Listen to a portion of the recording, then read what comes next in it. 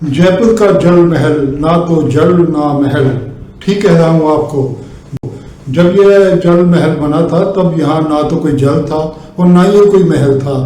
Actually में ये एक रेस्ट हाउस था। राजा और रानी जब हंटिंग पर जाते थे, शिकार करने जाते थे, तो नेचरली थक जाते थे। थकावट तो होती है शिकार करने में, जाने में, चाहे चाहे वो राजा थे, उनके पास हाथी घोड़े सेना सब थी, लेकिन थकावट तो हो ही जाती है ना। हो सकता है रानी ने भी कहा हो कि महाराज हम थक गए हैं, तो राजा जी ने जंगल के बीच में एक महल टाइप बनवाया, जिस हंटिंग के बीच में जब समय मिलता तो वो यहाँ आके रेस्ट करते। महल इसको इसलिए भी कहा जा सकता कि इसमें कहते हैं, देखिए मैं गया तो नहीं, लेकिन जो सोशल मीडिया पर बताया गया है कि इसमें एक भी कमरा नहीं है। तो जिसमें एक भी कमरा ना हो वो महल थोड़ा ना होगा। महल तो होता है राजा रानियों के रहने के लिए। तो ना तो ये यहाँ जल था ना महल था। मैंने ठीक कहा ना आपको। क्या टोर थी राजा रानियों की, अपने हंटिंग के बीच में रेस्ट करने के लिए इतना बड़ा, इतना आलीशान महल बनवा दिया।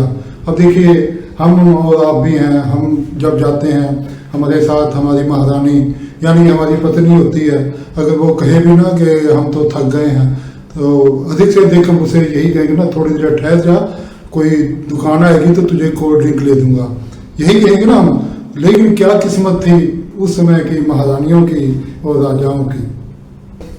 तो फिर ये जल महल कैसे बना, जैसे आजकल हम देख रहे हैं पानी के बीच में डूबा हुआ है।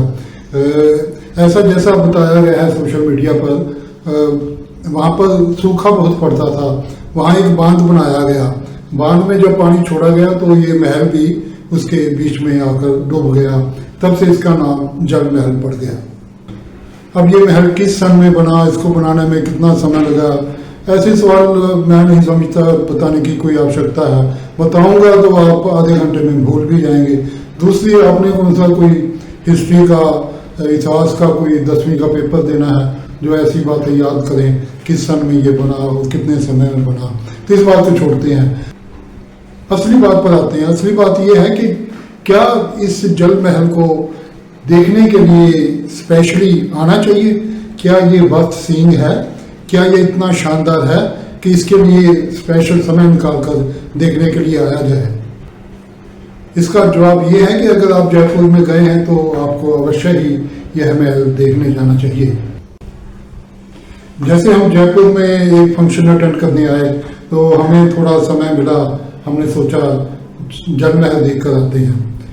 एक बात और कहना चाहता हूँ कि जयपुर में आकर मैंने एक और वीडियो बनाई है, एक यूनिक वीडियो बनाई है। ये सरदार जसपाल सिंह जी ने अपनी छत पर एक ब्यूटीफुल और वंडरफुल गार्डन क्रिएट किया हुआ है। डिफरेंट टाइप के अनेक पक्षी रखे हुए हैं, उस पर मैंने वीडियो बनाई है। अगर आप देखना चाहते हैं तो इस वीडियो के एंड में क्लिक करके वीडियो देख सकते हैं, आपको पसंद आएगी।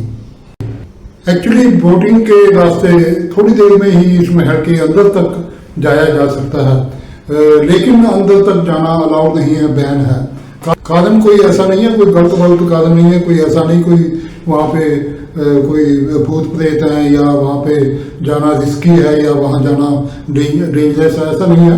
एक कोर्ट केस चल रहा है इस महल को लेकर, और जब तक वो कोर्ट केस चलता है आप जानते हैं, और जाना सब कुछ बंद हो जाता है, अलाउड नहीं होता। काश जब ये सरकार अलाउड कर देगी फैसिलिटीज देकर महल के अंदर जाना, तो वर्थ सीइंग चीज होगी, देखने लायक चीज होगी। एक्चुअली महल के अंदर जाना अलाउड हो गया तो फिर तो मैं कहूँगा कि आप कहीं से भी स्पेशली इस महल को देखने आइए।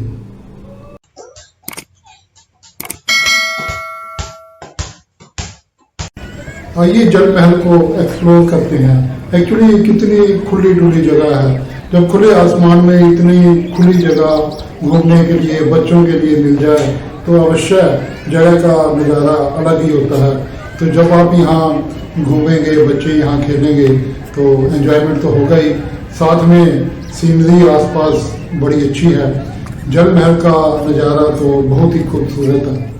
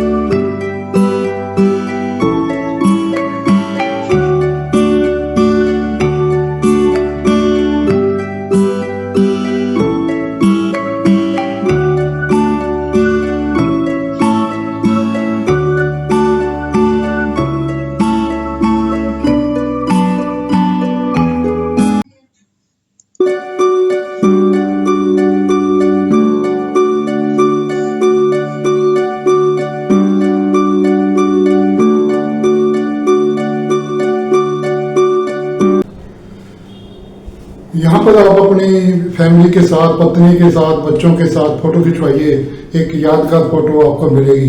क्यों पंजाब में, हरियाणा में या अनेक जगह इतनी शानदार सीनरी तो मिलेगी नहीं जिसके पीछे इतना शानदार महल हो और आप उसके सामने खड़े हो।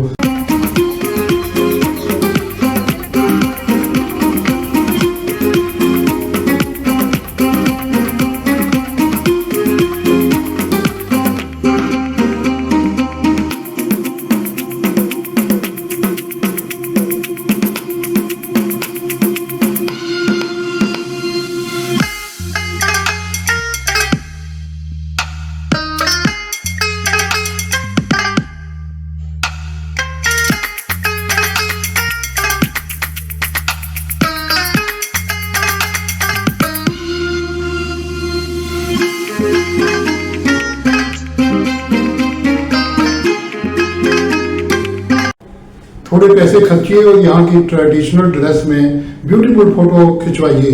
यह फोटो भी आपके लिए यादगार रहेंगी।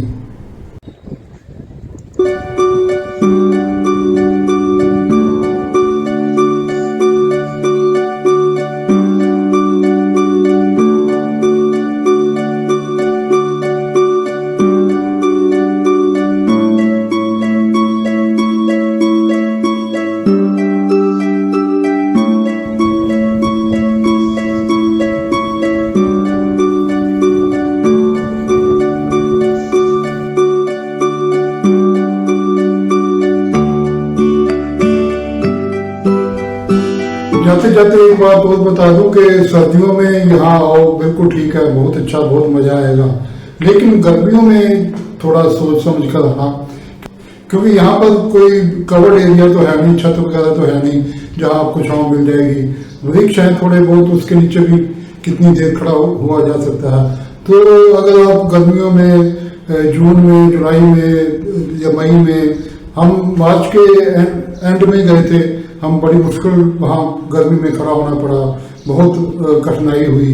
तो अगर आप जून में या मई में या जुलाई में गर्मी के मौसम में जाएंगे तो बेटर है सुबह जाइए, शाम को जाइए, उस समय जाइए जब धूप ना हो या बहुत कम धूप हो, वरना आपसे खड़ा नहीं होया जाएगा। इतनी राजस्थान की गर्मी तो वैसे भी बहुत ज़्यादा होती है।